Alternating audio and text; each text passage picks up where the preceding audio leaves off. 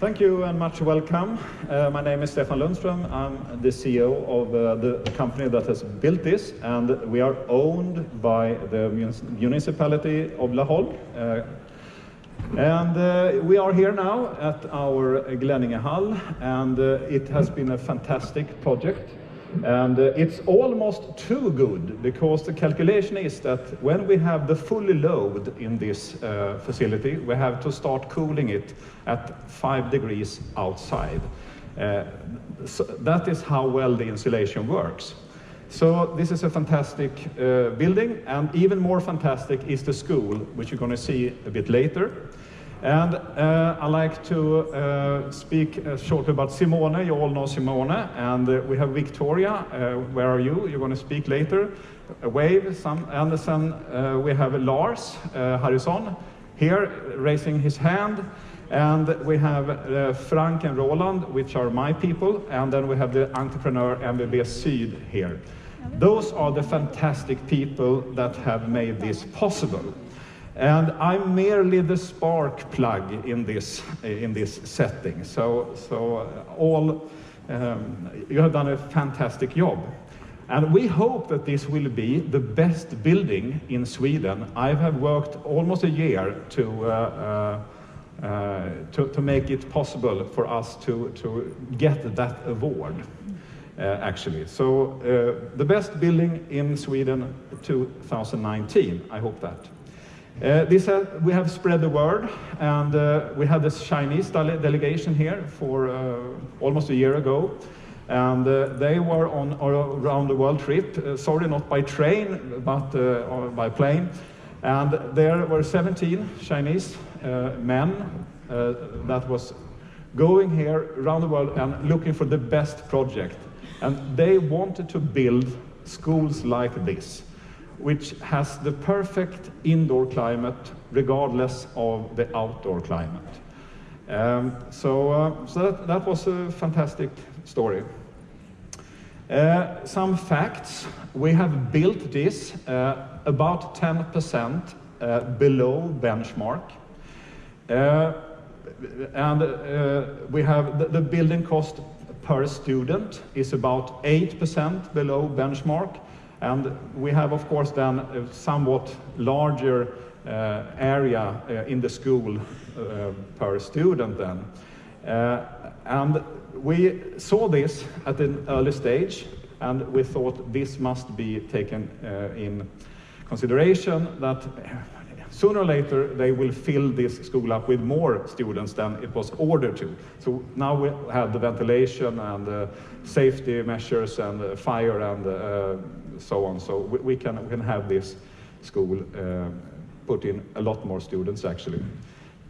I think Viktoria is going to talk more about that. We have also benchmarked not only as the building cost, we have also looked what will the rent be per student in the ordinary setup, 475 students. And then we have about 2,040 euros per student. That is what we charge the municipality for using the school. And that is very, very low figure compared to other benchmark here, which also had produced new schools. So that is the Passivhus thing. Regardless of what you think of the climate issue here, we have an economic issue and a comfort issue that will be on the same level. I'm going to talk a little about what the municipality works, and we are a part of the municipality, Laholm, and we are going we work with the Agenda 2030, Sustainable Development Goals, and that is what surrounds all our work in Laholm, also our work, of course. You know for sure, almost all of you know that 17 goals which we work with, and some of those we have a policy document taken by our politicians. My name is Viktoria. I used to work for PE Architecture in Malmö that was also named Mono and Tema. Late 2015, I got a contact with Stefan Lundström, the former speaker here, a visionary type, who was talking about a new project, a school project and a sporting hall. And he was also talking about partnering, samverkansentreprenad in Swedish, more or less, and Passivhus. It sounded very interesting, and he gathered this early meeting with a lot of people, and I was the person that went to this meeting from P Arkitektur. From that day, and 3.5 years forward, we worked hard with this project, more or less every day. And I have a former colleague sitting here in the front. She was very engaged, especially with this building. And it was about building a school without making Passivhus format being something that was a problem. And we'll go through facts later on, but it's more or less 7,000 BTA. And this house we're in the building here is 2,200 BTA, both in Passivhus. The structure here you can slightly tell by something telling in the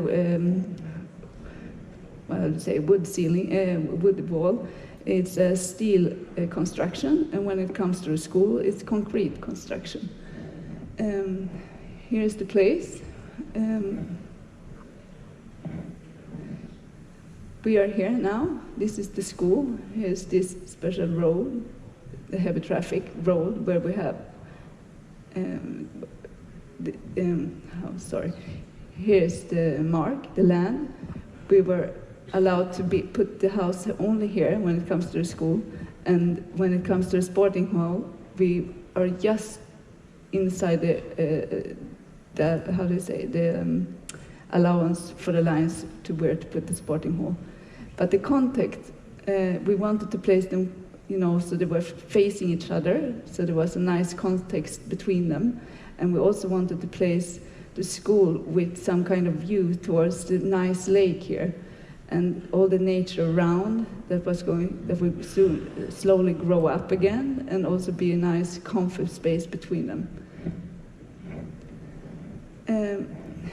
But for us, we had to find out, for me and for the rest of the team, more or less, what was Passivhus? How could we deal with it? We had to understand what's the benefits out of Passivhus. And if we look to a traditional school, you can tell by the right, more or less, how you build schools and offices building during the 70s, 80s. And then how you work with the volume of a Passivhus. You have to concentrate it. You want less facade compared to the floor, because then you get fewer corners, of course, and you get less heating problems. And how do you place all those necessary facilities in this house when it comes to a school, when the learning environment is so, that's the hardcore of it. So the problems, or challenges for us, was where to place the windows, and also how could the compact, stiffer volume of this work with what was required to program the building with. The good stuff that comes out from this is less entrances. It's a safetier plan, and also fewer entrance gives a more easier to read. And and all those, we wanted to follow, of course, all the qualities, just as an ordinary house.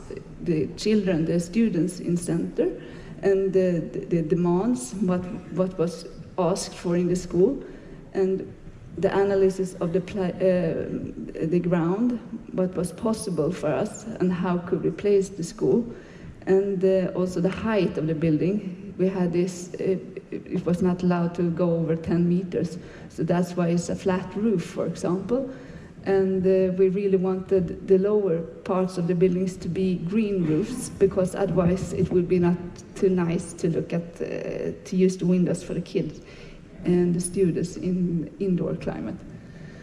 Anyhow, we made this analysis how to use a compact, how to approach a compact building when it comes to planning the rooms.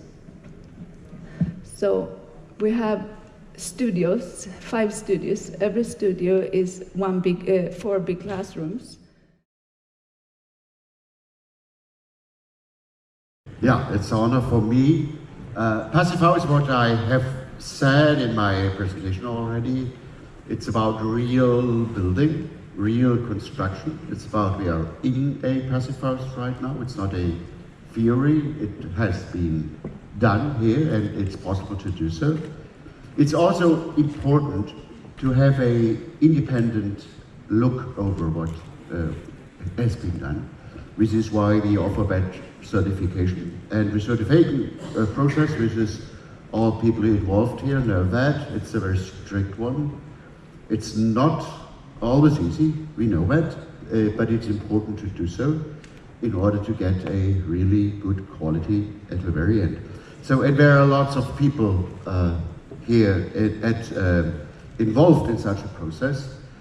Those who have been the client for this, so I will offer the certificate for you. Also, the people doing the architectural design, which I found very impressive to see what the reasons were.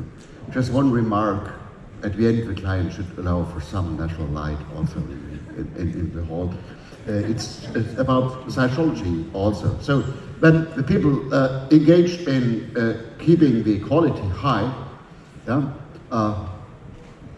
giving you some of these. And of course, when there are these, all the paper around it, it's a lot of work to do. And as in every number here is hours of work to document what's really been done here. So it's not just a piece of paper, it's a real documentation for that. So thank you so much, everybody. Congratulations.